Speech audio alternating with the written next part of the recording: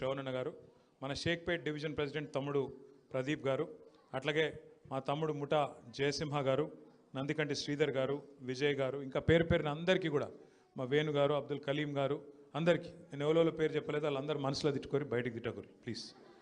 మళ్ళొకసారి మీ అందరికీ పేరు పేరున స్వాగతం, సుస్వాగతం. మరి జూబ్లీహిల్స్ ఎలక్షన్ వచ్చింది, మీ అందరికీ తెలుసు. సరిగ్గా 2 ఏళ్ల కిందట మీరు మా అందరి మీద దయతోని ఆశీర్వదించి మళ్ళీ కేసీఆర్ సార్ ముఖ్యమంత్రి అయితేనే ఈ రాష్ట్రంలో పేదవాళ్ళు బాగుంటారనే ఉద్దేశం మీద షేక్పేట్లో కూడా మీరందరూ మాకే ఓటేసి మాగంటి గోపీనాథ్ గారిని గెలిపించినందుకు ముందుగా మీ అందరికీ శిరస్సు వంచి ధన్యవాదాలు తెలియజేస్తున్నాను. మీరు హైదరాబాద్లోనేమో మీరు ఎవరు నమ్మలే కాంగ్రెస్ వాళ్ళు, వీళ్ళు లంగలు దొంగలు వీళ్ళు నమ్మితే ఆయనతో కొంప ముంచుకుంటారని చెప్పి మీరు ఎవ్వరు ఓట్లు వేయలే కాంగ్రెస్కు. హైదరాబాద్లో ఒక్క సీటు కూడా రాలే కాంగ్రెస్కు. ఓఆర్ఆర్ లోపల ఒక్క సీటు కూడా కాంగ్రెస్ పార్టీకి మీరు ఇయ్యలే పోయిన ఎలక్షన్లో. బీజేపీకి కూడా ఒక్క సీటు అడ్డిమారి గుడి దెబ్బల గోషామాలు వచ్చింది తప్ప వాళ్ళకు కూడా ఒక్క సీటు కూడా రాలే.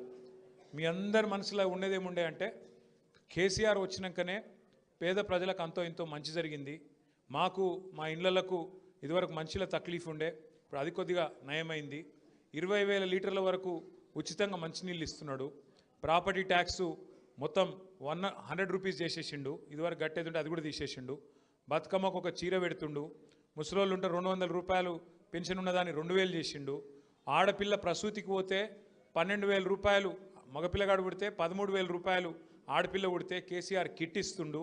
అట్లా అన్ని రకాలుగా చూసుకుంటుండు కేసీఆర్ గారు అని చెప్పి లగ్గమైతే 1,116 రూపాయలు కళ్యాణ్ లక్ష్మి షాదీ ముబారక్ పేరు మీద ఈ రకంగా పేదవాళ్ళని కడుపులో పెట్టుకొని చూసుకుంటున్నాడు కేసీఆర్ గారు అని చెప్పి ఒక మంచి ఆలోచనతో. అట్లాగే హైదరాబాదులో మీకు తెలుసు నాకంటే బాగా గత 10 ఏళ్లలో ఏ రకంగా మనం అభివృద్ధిని కూడా ముందుకు తీసుకొని పోయినామో మీకు తెలుసు. మీకు దానికి సాక్ష్యం మీకు షేక్పేటలో అయితే మీ ఎదురుగానే అంత పెద్ద ఫ్లైఓవర్ వచ్చింది. షేక్పేట ఫ్లైఓవర్ ఒకప్పుడు నుంచి ఎప్పటి నుంచో అడుగుతున్నారు మీరు, మళ్ళా కేసీఆర్ గారి పరిపాలనలోనే ఆ పని కూడా అయింది. పక్కకు మల్కం చెరువు అయింది, ఒకటిగా అది చెప్పుకుంటూ